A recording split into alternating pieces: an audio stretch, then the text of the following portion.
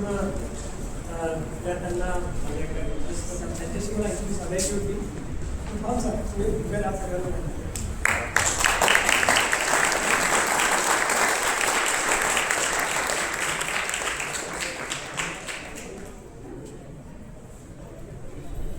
I request Engineer N.M. Bangre sir to present a memento to Dr.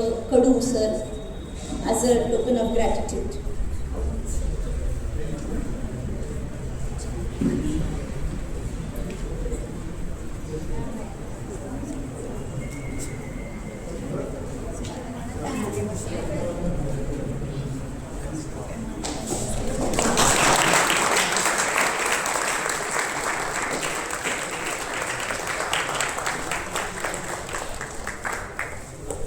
Thank you, sir. Dear all, we are fortunate that today we have with us Dr. M.L. Agrawal sir, President EVA Mumbai Center, to grace this occasion. It gives me an immense pleasure to introduce Dr. Agrawal to all of you. He is a former Engineer-in-Chief, Public Health Engineering Department, Chhattisgarh. Sir did his BE from Government Engineering College, Raipur in 1983. Completed his MTech in Environmental Engineering from VNIT Nagpur in the year 1999 and PhD from VNIT Nagpur in 2007. His topic of research was reliability-based design of water distribution networks. To talk about his scholarly contributions, he had many publications in international journals, including 2 papers in ASC. He has also authored 1 book.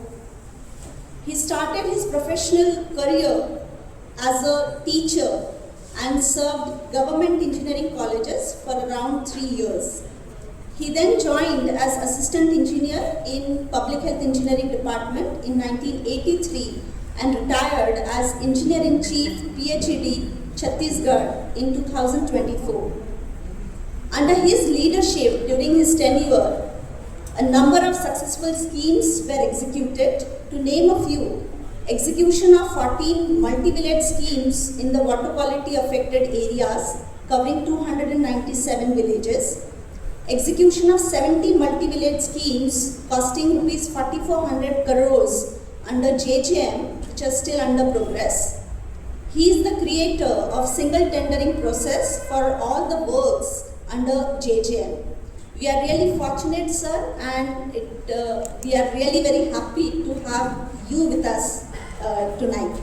May I request you to kindly say a few words on this occasion?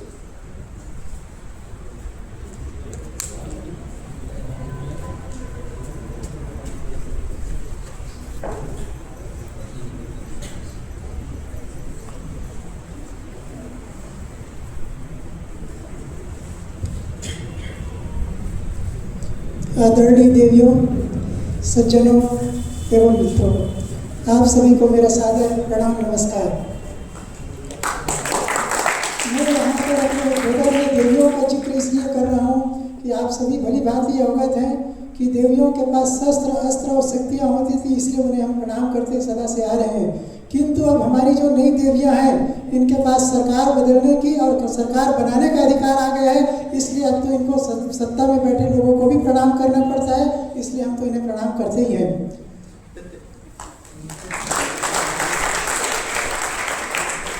आज मुझे यहाँ पर Indian water works association के president के रूप में कहने के लिए बोला गया है, किंतु इससे पूर्व मैं VNIT नागपुर का एक स्टूडेंट रहा हूँ और स्टूडेंट होने के नाते मुझे अपने सर के बारे में जो कहना है वो बातें मैं कहूँगा। बाद में कुछ शब्द जैसे कहा गया है आइवा के बारे में भी कहूँगा। भावे सर, मेरे सर, इनके बारे में जो कुछ भी कहें, जितना भी कहें कम है। मुझे बहुत अच्छे से ख्याल है 2008 में जब मुझे छत्तीसगढ़ राज्य के इंजीनियर ऑफ द ईयर का अवार्ड दिया जा रहा था, तो हमारे माननीय मुख्यमंत्री डॉक्टर रमन सिंह ने मुझसे कहा कि तुम्हारे PhD के गाइड कौन थे। तो मैंने कहा थे नहीं सर, हैं डॉक्टर PR भावे, डॉक्टर राजेश गुप्ता। तो उन्होंने कहा ये भावे जी का जरा मुझे चित्र दिखाना कभी। 3 दिन तक मैं उनका फ़ोटो ढूंढता रहा, मुझे फ़ोटो मिल गया, मैं उनको ले जा के दिखाया। फ़ोटो को देखने के बाद माननीय मुख्यमंत्री जी ने मुझसे कहा ये तो CBI के कोई डायरेक्टर या IB के डायरेक्टर लगते हैं, जो इनकी आंखें एक बार देख ले तो ऐसा लगता है उसका एक्सरे फिल्म निकाल लेते हैं। तो सोचो हमारे भावे जी के बारे में एक माननीय मुख्यमंत्री जी ने इतनी जल्दी से ताड़ लिया कि ये कितनी गंभीरता से किसी बातों को देखते और समझते रहे होंगे, इस बात से मैं भली भांति अवगत हूँ। मुझे वो घटना ख्याल है 1997 का, जब मैं रायपुर से आया था और रेलवे स्टेशन नागपुर में टिकट खरीद रहा था, तो मुझे कंप्यूटराइज्ड टिकट दिया गया। पहली बार ज़िंदगी में मैंने कंप्यूटराइज्ड टिकट देखा, क्योंकि हमारे रायपुर में ऐसा कभी नहीं मिलता था। मैंने वहाँ लेडी काउंटर से पूछा कि ये टिकट किससे निकला, तो उन्होंने मुझसे पूछा कि ये 2 बड़े बड़े डिस्क आपको दिखाई नहीं दे रहे हैं क्या? मैंने बोला नहीं, मैं नहीं समझ पा रहा हूँ। उन्होंने कहा आप कितना पढ़े हैं? मैंने बताया अपना क्वालिफिकेशन। तो उन्होंने मुझसे कहा कि तुम हथौड़ा छाप इंजीनियर हो, कंप्यूटर लैंग्वेज सीखो तो तुमको समझ में आ जाएगी। उनकी ये बात मुझे हथौड़े की तरह मार की, और मैं सोच लिया कि अब मैं एमटेक करने आया हूँ तो मैं कंप्यूटर लैंग्वेज में काम करूँगा और कंप्यूटर में ही आगे बढ़ूँगा। जब कंप्यूटर की बात मैंने फर्स्ट सेमेस्टर में किया, तो मेरे साथी यहाँ पर जो कोपेकर जी बैठे हैं, उन्होंने कहा कि ऐसी गलती दोबारा बात मत करना, ये तुम्हारे लिए सुसाइडल अप्रोच हो जाएगा, तुमको डॉक्टर राजेश गुप्ता के अंडर काम करना पड़ेगा और वो तुम कर नहीं पाओगे। तब मैं समझ गया यहाँ पर डॉक्टर राजेश गुप्ता कोई हैं, सर हैं, जिनके अंडर में काम करने से कंप्यूटर सीखा जा सकता है। फर्स्ट सेमेस्टर में तो कुछ नहीं हुआ। दूसरे सेमेस्टर में जब डॉक्टर राजेश गुप्ता के सब्जेक्ट लेने की बात आई, तो इलेक्टिव ऑप्टिमाइजेशन लेना था, जरूरी था उनके पास काम करने के लिए। लेकिन उस समय हमारे डिपार्टमेंट की ऐसी कुछ प्रतिबद्धता थी कि मैं नहीं ले सका। मैंने सर से जाके निवेदन किया कि आगे सर मैं आपके अंडर काम करूँगा। सर ने मुस्कुरा के कहा देखेंगे। इसके बाद थर्ड सेमेस्टर जब आया तो मैंने प्रोजेक्ट के लिए सर को चुना। उस समय चुना मैं इसलिए बोल सकता हूँ कि नियम था कि जो फर्स्ट और सेकंड सेमेस्टर में टॉप करता था वो अपने प्रोजेक्ट के लिए गाइड का सिलेक्शन खुद कर सकता था। तो मैंने HOD को छोड़कर मैं सर के पास गया और सर के साथ काम करना चालू किया। जब सर के साथ पहले दिन ही मैं खड़ा हुआ था, इसी समय 4 स्टूडेंट मेरे पास आ गए और बोले सर इसको तो कंप्यूटर चालू बंद करना भी नहीं आता, ये काम कैसे करेगा? सर ने मेरे से कहा कि तुम कंप्यूटर चालू तो है, इसको बंद करके बता दो। मैं वहाँ गया और मैंने सीधा UPS का बटन ऑफ कर दिया। इसके बाद लड़के लोगों ने कहा सर देख लिया आपने, कंप्यूटर तो बंद नहीं किया, UPS बंद कर दिया। सर ने कहा तुम लोग समझे नहीं, ये एक स्टेप आगे का चलता है, क्योंकि कंप्यूटर बंद करने के बाद CPU UPS तो बंद करना ही था, ये बहुत अच्छा काम करेगा देखना। सर ने उस समय मेरे को जो रक्षा कवच पहनाया उतने स्टूडेंट के बीच, इससे मेरा मनोबल बढ़ गया कि अब मैं कंप्यूटर पे काम कर सकता हूँ। सर उस समय बेसिक में सर की मास्टरी थी। सर बेसिक लैंग्वेज में सारे कंप्यूटर प्रोग्रामिंग अपना किए थे। उसके बाद सर ने मुझे कहा कि मेरे जो PhD का प्रोजेक्ट है इसको तुमको आगे बढ़ाना है और इस पर काम करना है और तुम दूसरे लैंग्वेज में काम करोगे क्योंकि अभी C लैंग्वेज में बहुत ज़्यादा काम करने का स्कोप नहीं है। और मुझे C लैंग्वेज में काम करने के लिए सलाह दिया गया क्योंकि बेसिक में वो संभव नहीं था। उस समय C लैंग्वेज में काम कराने वाले नागपुर में कोई नहीं थे। एक कंप्यूटर सेंटर था, वहाँ पर जाके मैं थोड़ी बहुत सीखने का प्रयास किया, लेकिन मुझे सफलता नहीं मिली। धीरे धीरे मैं सीखता रहा, काम करता रहा और आखिर में मेरा प्रोजेक्ट वर्क कंप्लीट भी हो गया और सर का जो PhD थीसिस था उसमें कुछ आगे बढ़ने का मौका मिला। अब यहाँ पर से भावे साहब की एंट्री होती है जो मेरे PhD के डिसर्टेशन के वाइवा लेने के लिए आने वाले थे। जब PhD का थीसिस सर के पास मैंने जमा कर दिया तो सर बोले ये सारे थीसिस की कॉपी तुम अपने पास रखो, तुम किसी को नहीं देना और जब मैं बोलूँगा तब ले जाके देना और जिसको बोलूँगा उसी को ले जाके देना। मैंने बोला ठीक है। मेरे डिसर्टेशन वाइवा के 3 दिन पहले सर ने कहा कि तुम्हारे वाइवा में भावे सर आ रहे हैं, ठीक से अपनी तैयारी कर लो। और थीसिस किसी को तो तुमने दिया नहीं ना? मैं बोला नहीं दिया करके। जिस दिन वाइवा होना था उसके 1 दिन पहले शाम को 6 बजे सर मेरे को बोले आज रात को 9 बजे के बाद सर को जाकर जो है थीसिस की कॉपी देके आ जाना। मैंने सर से भावे साहब के घर का एड्रेस लिया। रात को 9:30 बजे मैं भावे साहब के घर में पहुंचा। उससे पहले कभी मैंने भावे साहब का चेहरा नहीं देखा था। उन्होंने बुलाया, हंसते हंसते बोला कैसे आए, किसने भेजा? तो मैं बताया सर कल PhD के इसके M.Tech के डिसर्टेशन का वाइवा है, सर ने भेजा है और ये थीसिस करके मैंने रखा। बोले हाँ कल कुछ वाइवा तो है। बोले मुझे ख्याल नहीं था, चलो अच्छा कि याद दिला दिए।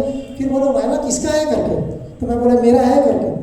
जैसे ही मैंने कहा मेरा है करके सर एकदम संट हो गए और बोले तुम्हारा वाइवा है और तुम मेरे घर अपना थीसिस लेके चले आए और ये भी इस टाइम रात को 9:30 बजे। मैं बोला सर ने भेजा है करके। अच्छा चलो ठीक है रख दो करके बोले। उसके बाद मैं चला आया। दूसरे दिन सर जब 10 बजे वाइवा लेने के लिए आए तो उस थीसिस को मेरे हाथ में दिए। उसने कहा जरा इसे देखो। मैंने थीसिस के पन्ने को पलट कर देखा, एक भी पन्ना ऐसा नहीं था जो इसमें लाल रंग के कम से कम 40 से 50 करेक्शन ना हो। पूरी अंडरलाइन, कभी कहीं कामा, कहीं फुल स्टॉप, कहीं कैपिटल, कहीं स्मॉल, कहीं दी, कहीं ही, कहीं सी, सारे के सारे पूरे शुरू से ले आखिरी पन्ने गुदे हुए थे और सिर्फ 2 जगह राइट का निशान लगा हुआ था। मैं बिल्कुल एकदम घबरा गया कि जो पीएचडी का मेरा वाइवा लेने के लिए आए उन्होंने मेरे थीसिस की ये हालत कर दी है। तो मैंने तुरंत सर से कहा, सर मैं दूसरा थीसिस बना लूँगा। बोले नहीं बोले उसकी ज़रूरत नहीं है, बोले तुम तो अभी बैठो। बोले उन्होंने कहा कि तुमको जो बताना है तुम बताओ। मैंने जितना बताना था, जो किया था सब बताया।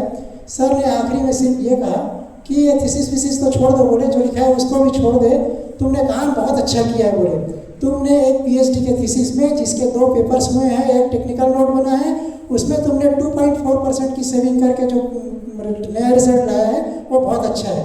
चलो ठीक है, बोले आगे देखते हैं करके। बोले भावे साहब इस प्रकार से इनकरेजिंग काम कराने वाले ऑफिसर ये प्रोफेसर रहे हैं कि वो बहुत अच्छे से समझते थे कि किससे कितना काम लिया जा सकता है, कौन कितना काम कर सकता है।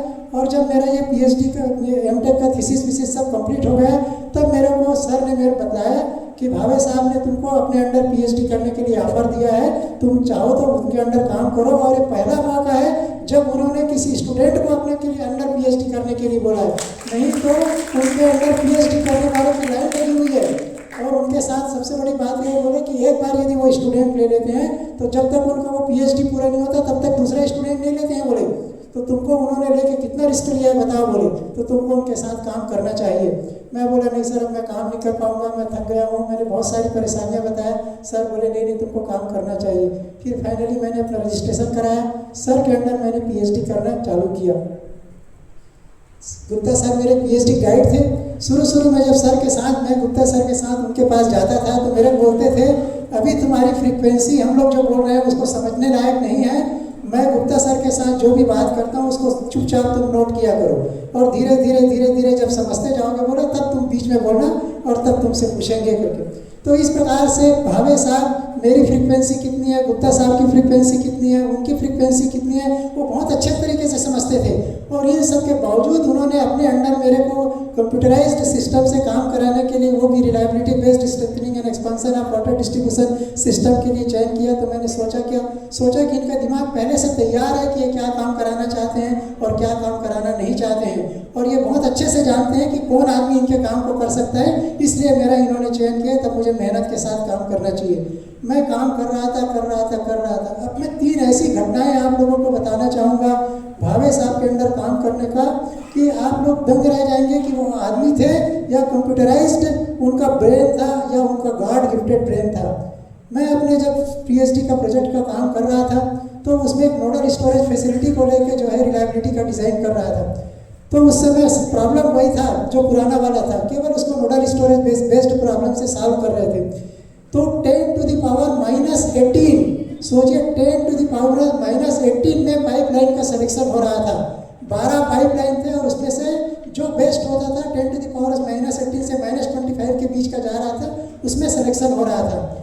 भावे साहब के पास मैं बहुत खुश होकर ले गया कि आज तो मेरा फाइनल हो ही जाएगा करके जो है। सर ने अपनी आंखें गड़ाकर इधर उधर देखना चालू किया और रिजल्ट में गोल लगाना चालू कर दिए। मेरे को समझ में नहीं आया ये गोल क्यों लगा रहे हैं। तो उन्होंने मेरे से कहा कि 10 to the power -22 के बाद तुम्हारे कैलकुलेशन में मिस्टेक्स है, तुम्हारे पाइप का जो सिलेक्शन 10 to the power -22 में आ रहा है वो गलत है, उसको तुम ठीक करो और लाओ करके बोले और उसके बाद रख दिए और अंदर चले गए और बोले इनके लिए चाय बनाओ। अब मेरे पास चाय का जहर पीने के लिए टाइम नहीं। 10 to the power -22 के करेक्शन को यदि मैं कंप्यूटर में जाके ढूंढूं कि ये कौन से स्टेप पे करेक्शन है करके, तो लगभग 7.5 घंटे तक कंप्यूटर पे रन करने के बाद वो स्टेप पे वो सॉल्यूशन आ रहा था। अब उस 7.5 घंटे के बाद मैं कहाँ पर कंप्यूटर को ब्रेक करके रोकूं और मैं ये समझूं कि ये गलती हो रहा है, ये तो मेरे बस की बात नहीं थी।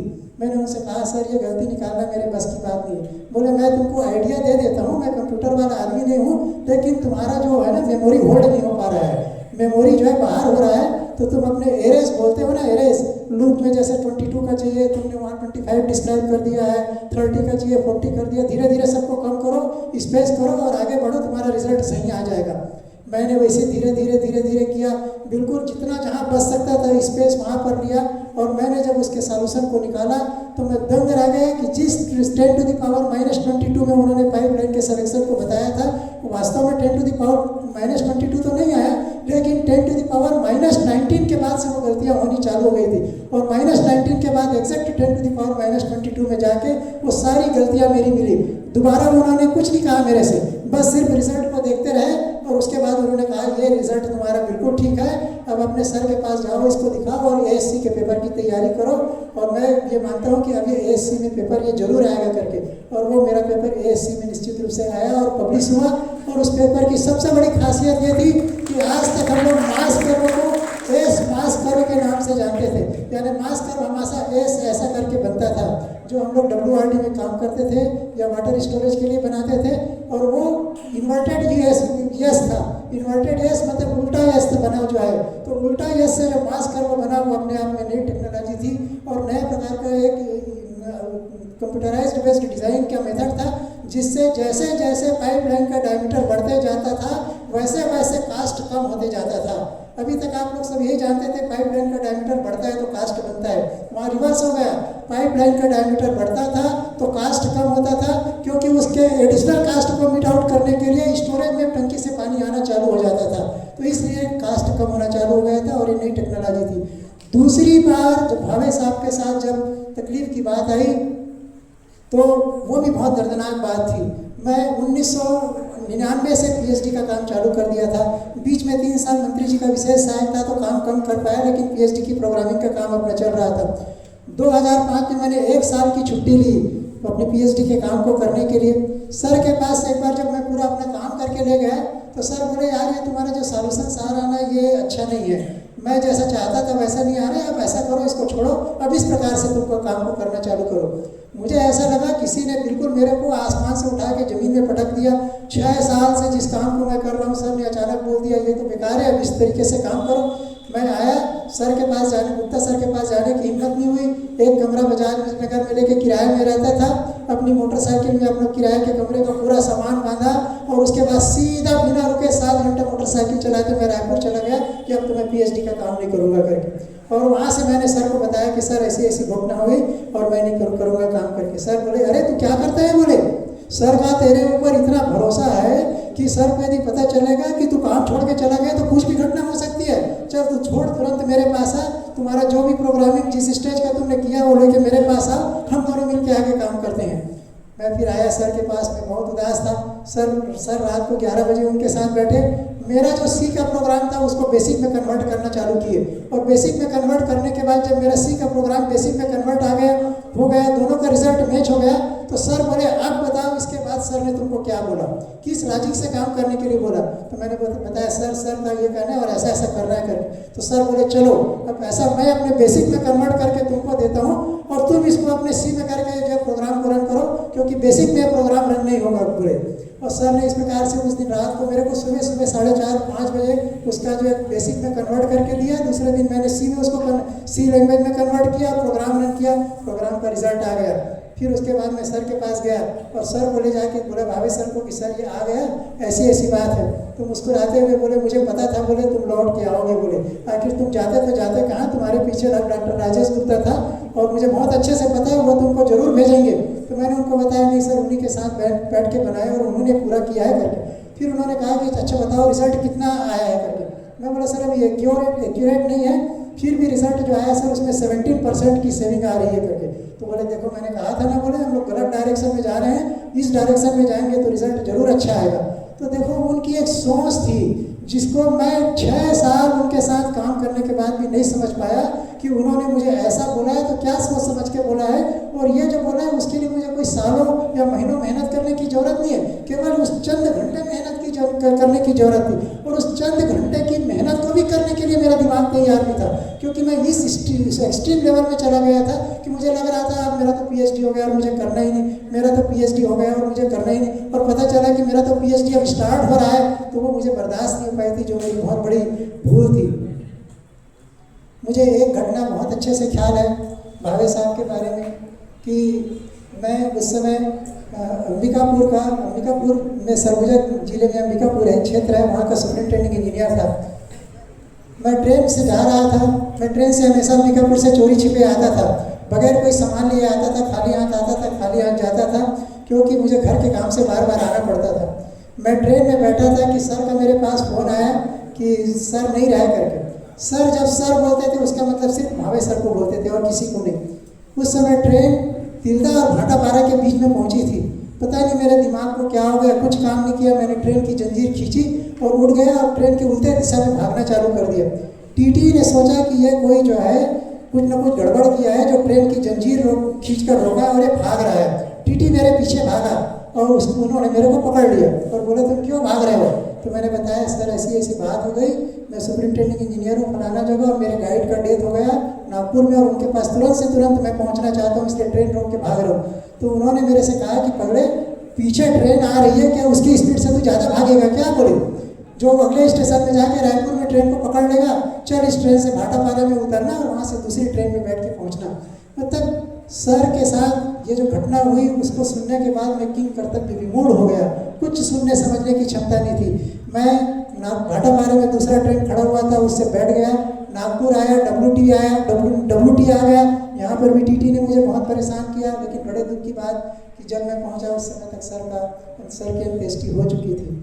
मैं सर के घर में पहुँचा, मैडम के साथ बैठा। मैडम ने मुझसे कहा सर जाने के पहले, हॉस्पिटल में एडमिट होने के पहले अपनी जो आखिरी पुस्तक लिखे थे उसकी एक कॉपी बची हुई है और उसमें तुम्हारा नाम लिख के रखे हैं, और सर ने कहा है कि अग्रवाल जब भी आएगा तब उसको ये कॉपी दे देना। मैंने देखा सर का उसमें जो दस्तखत था, उनकी जो निधन हुआ उससे करीबन 1 हफ्ते पहले का उसमें तारीख डला हुआ था। सर को इस बात की पहले से पता था कि शायद वो बहुत लंबे समय तक नहीं रहेंगे, और इसलिए उन्होंने अपनी पुस्तक की एक कॉपी, जिसके लिए मैंने उनसे एक बार निवेदन किया था कि सर ये पुस्तक की एक कॉपी मेरे को आप दीजिएगा करके, तो बोले थे तुम्हारे लिए एक कॉपी मैं सुरक्षित रखूँगा। तो मुझे आज भी याद है, वो कॉपी आज भी मेरे पास है। और सर को इतना पता था कि उनकी 5 कॉपी जो मैन्युस्क्रिप्ट की आती है उसमें से अंतिम कॉपी किसको देना है, और वो मेरे लिए सुरक्षित रखे थे। ये मेरे लिए बड़े गौरव की और बड़े सौभाग्य की बात है। आज यहाँ मैं आप सबसे भी चाह रहा हूँ तो उस महामानव को, उस भावे साहब को प्रणाम करने के लिए आया हूँ जिन्होंने मुझे इतनी मदद की। आज मैं जो कुछ भी हूँ उनके सहारे हूँ, और मैंने जो कुछ भी काम किया वो भावे साहब के कारण ही कर पाया। मुझे एक और घटना ख्याल आती है मेरे थीसिस के दौरान की, कि जब ASC में जो है मेरा पेपर सेलेक्ट हो गया था, लेकिन उस समय उसमें एक लाइव टाउन का जो डिज़ाइन करने के लिए दिया गया, वो वाशिंगटन DC टाउन के डिस्ट्रीब्यूशन सिस्टम का डिज़ाइन था जो रिलायबिलिटी ब्रेक बेस्ड से करना था। उसमें जो है 4 घंटे आवरली के 6 जो डिमांड पैटर्न थे। उसको जो है सर ने कहा कि इसको 2 घंटे आवरली 12 डिमांड पैटर्न कर दो, इसको डिमांड पैटर्न को सेम रखो और इसको 2-2 घंटे का कर दो, आधा करके, तो जो है बोले इसमें कितना बढ़िया रिजल्ट आएगा देखना करके बोला। और फिर उसके बाद अपन इसको आवरली करेंगे बोले। तो मैं घबरा गया कि एक तो इतना बड़ा प्रोग्राम है, रन करने में इतनी दिक्कत आ रही है, अब इसको जैसे मैं 6 घंटे को 4 घंटे को 2 घंटे करूँगा तो सारे के सारे एरेज मेरे डबल हो जाएंगे। फिर आवरली बोल रहे हैं उसमें तो और बढ़ जाएगा, तो पहले से 2 घंटे करके देखते हैं करके। उस 2 घंटे में करने के बाद में उस प्रोग्राम को जब मैं रन करता था तो 1.38 मिनट्स वो प्रोग्राम चलता था। उसके बाद वो एक लूप में चला जाता था और कंटिन्यू स्क्रॉल करते रहता था। ऐसा करते करते करते करते 3 महीने निकल गए और कोई सॉल्यूशन नहीं निकला। और वाशिंगटन DC टाउन के डेटा के अलावा दूसरा जब भी डेटा डालता था तो पूरा प्रोग्राम का सॉल्यूशन आ जाता था, पूरा प्रॉब्लम का सॉल्यूशन आ जाता था। वाशिंगटन DC टाउन का नहीं आता था। एक दिन मैं गुप्ता सर के पास गया और उनको बताया तो बोले नहीं बोले वो आ जाएगा, थोड़ा ध्यान दो, वो कहीं कोई प्रॉब्लम आ रहा होगा, वो कुछ ना कुछ प्रॉब्लम है, बोले आ जाएगा करके। आखिर में मैं उसके सॉल्यूशन को ढूंढने के लिए सत्यम करके पुणे में जो बहुत बड़ी कंपनी हुआ करती थी वहाँ गया, उनसे कोई सॉल्यूशन नहीं मिला। मैं इन्फॉर्मिक्स करके जो सॉफ्टवेयर कंपनी था वहाँ गया, वहाँ भी नहीं मिला। इन्फोसिस करके था वहाँ गया, वहाँ भी नहीं मिला। मैं IBM कंपनी, उस समय की सॉफ्टवेयर की सबसे बड़ी कंपनी हुआ करती थी, उनके पास में गया तो उन्होंने कहा मेरे से, IBM तक मेरी पहुँच इसलिए हुई थी क्योंकि मेरा साला उस समय IBM में सॉफ्टवेयर इंजीनियर था, तो इसलिए उनके सहारे मैं वहाँ पहुँच गया। उन्होंने मेरे प्रोग्राम को बड़ी बारीकी से देखा और कहा आपके प्रोग्राम को हम ठीक कर देंगे, 3 महीने लगेगा और 5 करोड़ रुपया लगेगा। बोले 5 करोड़ रुपया मैं तो बिल्कुल एकदम चुपचाप उठाया और जाना चालू कर दिया। तो मेरे साले ने कहा जीजा जी आप बैठो तो सही बोले। तो उसके बाद मैं चुपचाप बैठ गया। उन्होंने कहा पैसे वैसे की बात छोड़ो, बोले अच्छा आप एक काम करो, बोले कि हमारा ये सॉफ्टवेयर इंजीनियर है, पहले तो पूरा प्रोग्राम आप इसको समझा दो, ये कैसे रन कर रहा है, क्या हो रहा है, कैसे हो रहा है, उसके बाद आगे का सॉल्यूशन ये देगा तुमको करके। तो मैं बोला ठीक है करके। तो उसी स्टेज पर मैं लौट के आ गया। फिर मैंने भावेश सर को बताया तो उन्होंने मेरे से कहा कि देखो ये तुम्हारी बेबी है, बोले तुम अपनी बेबी के बारे में ज़्यादा जानते हो, बोले वो दूसरे क्या समझाएंगे, बोले तुम पहले उसको सिखाओगे पढ़ाओगे और वो उसके बाद तुमको समझाएगा, इससे बेहतर तुम खुद क्यों नहीं करते। इसमें कहीं ना कहीं बहुत माइनर मिस्टेक है, बोले जिसको तुम करना नहीं चाहते। मैं उसके बाद भी सर की बात को नेगलेक्ट कर दिया। यहाँ 3-3 घंटे 4-4 घंटे 3 महीने से कंप्यूटर के पास बैठा हूँ, कुछ निकल नहीं रहा है और क्या माइनर मिस्टेक निकलेगा भाई क्या। फिर मैं IBM के पास चला गया और मैं उनको बोला कि हाँ मैं समझाने के लिए तैयार हूँ करके। तब तक IBM वालों को मेरी कैपेबिलिटी समझ में आ गई थी कि ये कौन लड़का है और C++ में इतना लंबा चौड़ा कंप्यूटर का प्रोग्रामिंग करके लाया है करके। उन्होंने मेरे से कहा तुम ये सब चीज़ छोड़ो, 80 लाख रुपये का तुमको पैकेज इसी समय देते हैं, तुम हमारी कंपनी में काम करना चालू कर दो। तो मैं उसी समय अपने साले से पूछा तो वो बोले जीजा जी मैं यहाँ ये करने के लिए आपको थोड़ी लाया हूँ, वो मेरी सिस्टर का क्या होगा, बोले वहाँ पर जो है मेरी भांजी का क्या होगा वहाँ पर करके।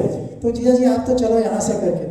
मैं वहाँ से चला आया। उन्होंने कहा कि हमारा ऑफर लेटर 1 महीने के लिए वैलिड है, आप कभी भी आ सकते हो। सोचो 2005 में जो कंपनी 80 लाख रुपये के पैकेज किसी को देने के लिए तैयार है और वो दे रही है, तो इसके काबिल यदि कोई मेरे को बनाने वाले थे कंप्यूटर प्रोग्रामिंग में तो वो डॉक्टर राजेश गुप्ता थे, जिन्होंने मेरे को इस हाइट तक मेरे को पहुँचा दिया था जिसके बारे में मेरे को कुछ पता नहीं था कि मैं कहाँ तक पहुँच गया हूँ और कहाँ मैं बैठा हूँ। और जहाँ तक भावेश साहब ने मेरे से कहा था कि बहुत माइनर मिस्टेक है, तुम समझ नहीं पा रहे हो और उस मिस्टेक को तुम ध्यान से देखो, तुमको समझ में आ जाएगी और तुम ही समझोगे और कोई नहीं समझेगा। फिर मैं घर में आ गया। फिर वही कंप्यूटर के सामने बैठ के देखते रहता था। 1.38576 मेरे को काउंटर लगा के रखा था, वो ख्याल है उतने सेकंड के बाद वो घूमना चालू हो जाता था। डॉक्टर APJ कलाम हमेशा कहा करते थे और ये सही बात है कि यदि आपको कोई नोबल रिसर्च चाहिए, यदि कोई नोबल चीज़ आप सीखना चाहते हैं तो बच्चों के पास जाइए, बच्चों से प्रश्न करिए, बच्चों के उत्तर की प्रतीक्षा करिए। बच्चे जो प्रश्न पूछते हैं उसको गंभीरता से लीजिए, उसमें असली रिसर्च छुपा हुआ है।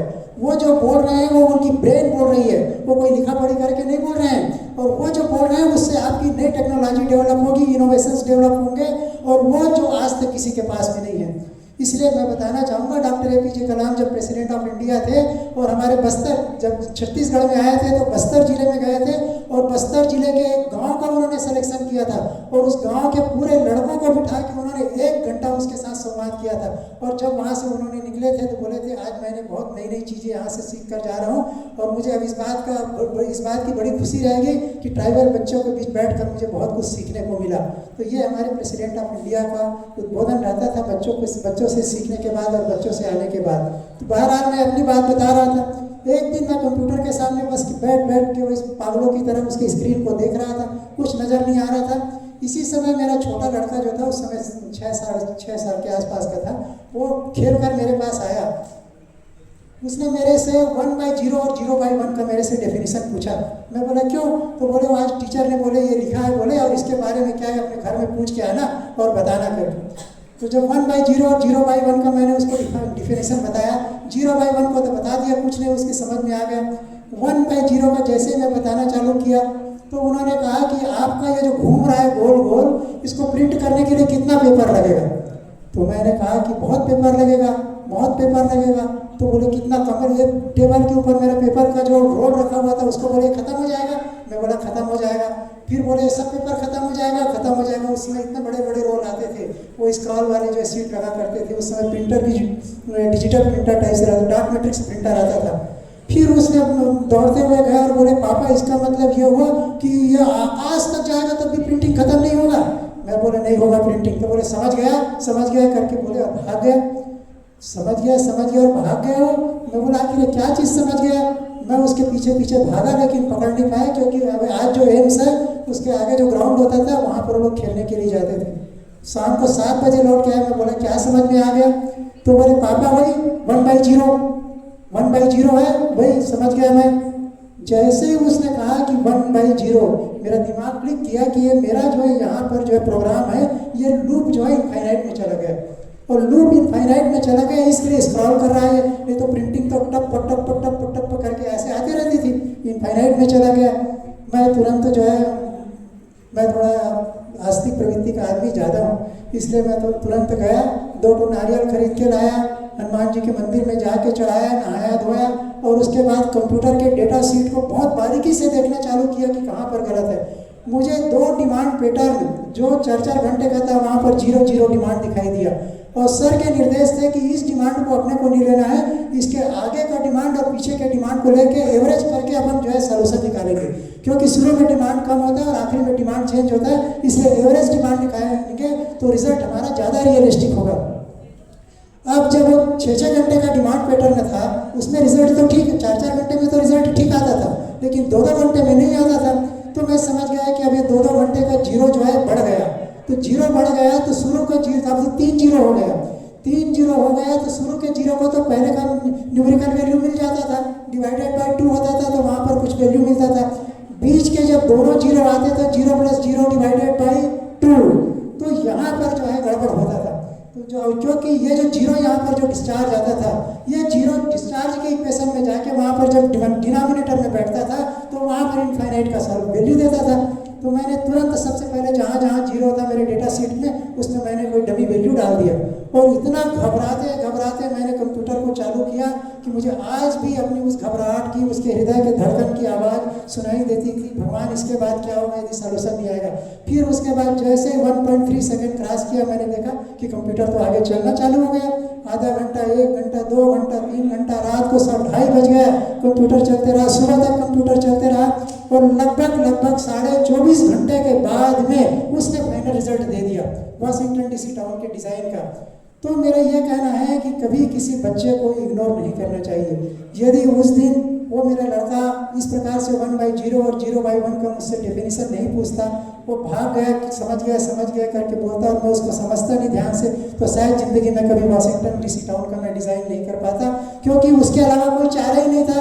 जिन इनके रिव्यूअर्स के पास में गए थे, उनका यह कहना था कि आपको किसी लाइव टाउन का करना है करके, और उन्होंने खुद ही वो ऑप्शन दिए थे। तो मैं यहाँ पर सिर्फ इसलिए ऐसा भी बोधन कर रहा हूँ कि मेरे गाइड जो डॉक्टर भावे थे, डॉक्टर राजेश गुप्ता हैं, इन लोगों को कभी हम लोगों को लाइटली नहीं लेना चाहिए। आप जो उनके पास एमटेक के स्टूडेंट हैं, आप उनके पास जो पीएचडी के स्टूडेंट हैं, आप लोग बहुत सौभाग्यशाली हैं कि इनके अंडर काम करने का मौका मिल रहा है। उनके अंडर काम करके आप लोग बहुत अच्छे से अच्छे जर्नल में अपना पेपर पब्लिश करिए, एएससी में पेपर पब्लिश करिए, क्योंकि ये एक मौका है जो आप लोगों को, आप जो चाहे वो ये करा सकते हैं, आप जो चाहे वो ये करा सकते हैं। आप कर नहीं सकते, लेकिन ये करा सकते हैं, क्योंकि आपने यदि करने की तमन्ना है तो उस स्टेज पर ले जाके आपको बिठा देंगे जहाँ पर आप बैठना चाहते हैं, और आपकी ज़िंदगी की वो सारी तमन्नाएं पूरी हो जाएंगी, बशर्ते आप करना चाहते हैं। तो मैं अपने गुरुओं को यहाँ पर प्रणाम करता हूँ, और मेरे लिए बड़ा सौभाग्य की बात है कि आप मुझे बुलाया गया और कुछ कहने का मौका दिया गया है। अभी तक मैंने जो कुछ कहा अपने स्टूडेंट की हैसियत से कहा, और मैं आईवा की प्रेसिडेंट की हैसियत से कुछ कहना चाहूँगा। जब मेरे गुरु लोग पत्थर सरी के स्टूडेंट को, जिसको कुछ नहीं आता, उसको इतना हुनरवान बना देते हैं, कोयले को डायमंड पीस में कन्वर्ट कर देते हैं, तो ये हमारा सेंटर नागपुर सेंटर, ओएन साहब, नागपुर सेंटर जो है 7 बार बेस्ट सेंटर का अवार्ड ले चुका है। 6 बार तो पहले ले चुका है, 7वां बार अभी रायपुर में मिला है। और अभी सीढ़ी में चढ़ते चढ़ते बोल रहे थे कि अग्रवाल साहब इस बार और भी मेरे को जो आईवा को बेस्ट सेंटर का अवार्ड लेना है और आपका हेल्प मेरे को चाहिए करके। तो भैया इतनी बार आप जब अवार्ड ले रहे हो तो कम से कम आपके बाजू में अमरावती है, औरंगाबाद है, उनको भी थोड़ा सा बेस्ट नहीं बना सको तो कम से गुड बेटर तो बना दो, उनकी भी मदद करो और उनको अच्छे सेंटर में लाने के लिए आप मदद करिए। यही मेरे की आपसे जो है तमन्ना है। दूसरी बात मैं आपसे निवेदन करूंगा कि ये एक ऐसा सेंटर है जहाँ पर हर महीने जो है लेक्चर्स होते हैं, बहुत अच्छी बात है, होना चाहिए। मैं डॉक्टर राजेश गुप्ता का बहुत बहुत आभारी हूँ कि उन्होंने हमारे रायपुर सेंटर का जो रायपुर में जो आईवा का कन्वेंशन हुआ उसमें एक हिंदी का सेशन पूरे रखे। हिंदी के सेशन रखने से फ़ायदा ये हुआ कि एक आम नागरिक तक, एक आम स्टूडेंट तक हमारे आईवा में पीएचडी के पेपर्स जो पब्लिश हुए उसमें क्या था, कैसा था, उसको जानने का मौका मिला। वहाँ के एजुकेशन डिपार्टमेंट ने हमारे हिंदी के सेशन के पेपर्स को अपने पास मंगवाए ताकि वे अपने स्टूडेंट्स को, विद्यार्थियों को दे सके। तो मेरा आपसे विनम्र अनुरोध है कि आप अपने रीजनल लैंग्वेज में, आपकी रीजनल लैंग्वेज चाहे हिंदी हो या चाहे मराठी हो चाहे गुजराती हो, दो भी हो, मैं तो जानता हूँ कि वो एक मराठी है, तो कम से कम साल में एक बार एक लेक्चर, एक से ज़्यादा भी कर सकते हैं, मराठी में आप किया करें, ताकि लोगों को इस बात का एहसास हो कि रिसर्च पेपर मराठी में भी जो है आईवा में पढ़े जाने लगे हैं, और जो पेपर आईवा में पढ़े जा रहे हैं, बताए जा रहे हैं, वो एक आम जनता तक, गांव के लोगों तक भी जो है पहुंच रही है, और उन तक आपका ज्ञान पहुंचे। आप लोगों ने यहाँ मुझे बुलाया, इसके लिए मैं आपका बहुत बहुत आभारी हूँ, और आप लोगों ने मुझे ऐसे पुण्य अवसर पर बुलाया जो मेरे परम आदरणीय भाड़े साहब की जन्मतिथि से संबंधित है, इसके लिए मैं ज़िंदगी भर आप लोगों का बहुत बहुत आभारी रहूँगा। IWWA रायपुर कन्वेंशन में आप लोग जो भी आए थे उन सबका मैं हृदय से आभार व्यक्त करता हूँ। आप लोगों को वहाँ आने के बाद किसी प्रकार की कोई तकलीफ हुई होगी, किसी प्रकार की कोई परेशानी हुई होगी, किसी चीज़ में किसी प्रकार की कोई कमी हुई होगी, तो व्यक्तिगत रूप से उसके लिए मैं क्षमा प्रार्थी हूँ। आप सबका यहाँ पर मेरे को बुलाए जाने के लिए बहुत बहुत धन्यवाद।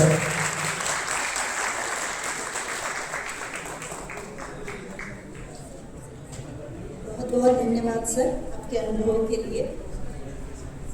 Without further delay I request doctor B.A. Maisalkar sir and Dr. Rajesh Gupta sir to felicitate Dr. Agrawal sir.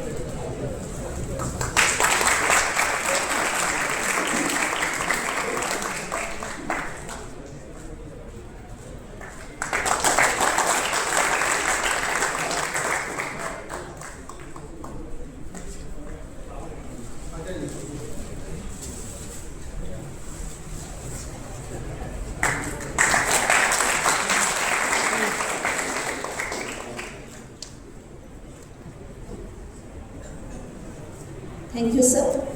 I request Dr. Mukherjee, sir, to hand over a check worth rupees 1 lakh as a customary amount to President, sir.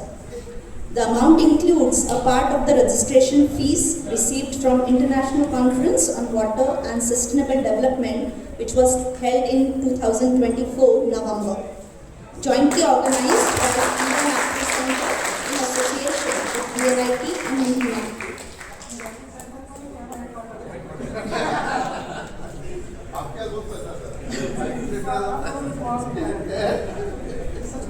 मैं बताना चाहूँगा कि IWWA convention के बाद आज की तारीख में मेरे अकाउंट में 55,55,545.48 रुपये बाकी हैं। I request Dr. Isha Khedikar to hand over a check from Students Chapter, GH Raisoni College. Sir, I am happy to inform you that around 40 students have taken membership of EVA from GH Raisoni College. I request President Sir and Chairman Sir to hand over the certificates of student mentorship to the Faculty Coordinator, Dr. Isha Khedikar.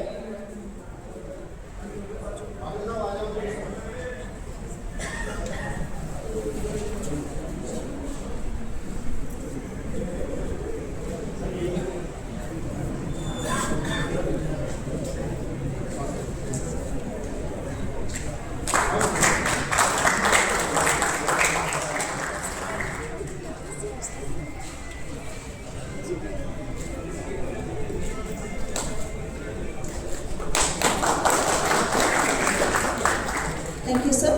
This lecture would not have been possible without the efforts, guidance, and support of people involved in it.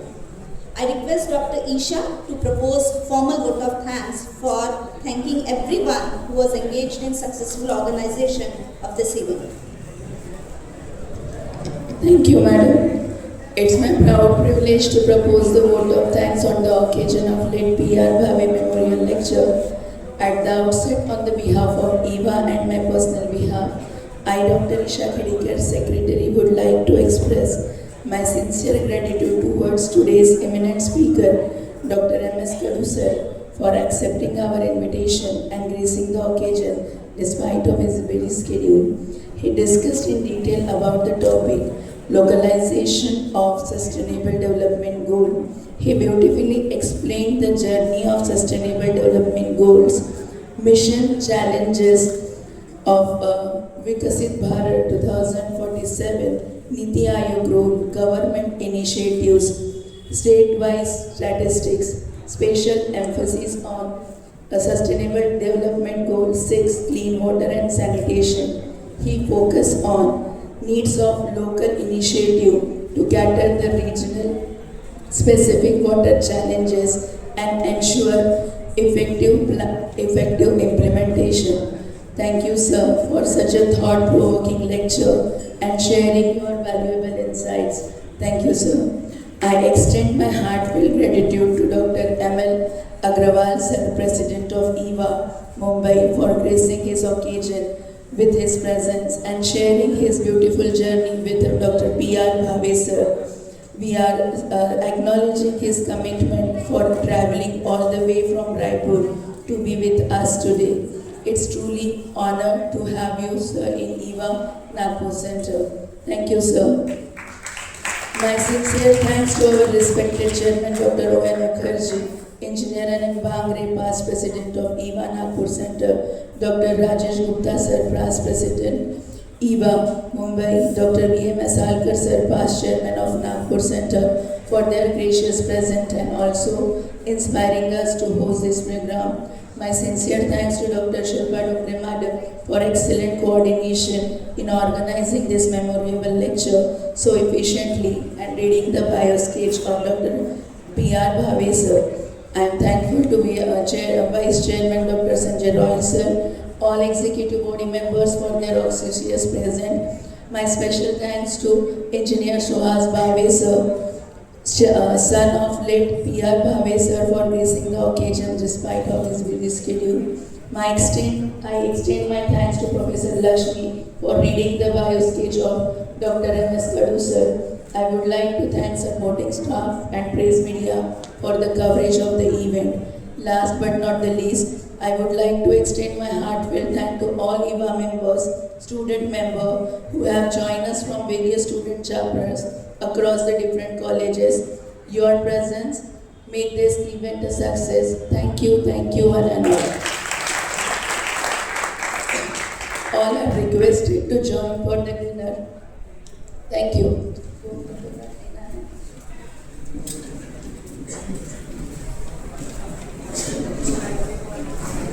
मैं एक छोटी सी बात और कहना चाहता हूँ। कड़ू साहब ने जो बोला उसके रेफरेंस में, छत्तीसगढ़ राज्य में 24/7 बिजली है।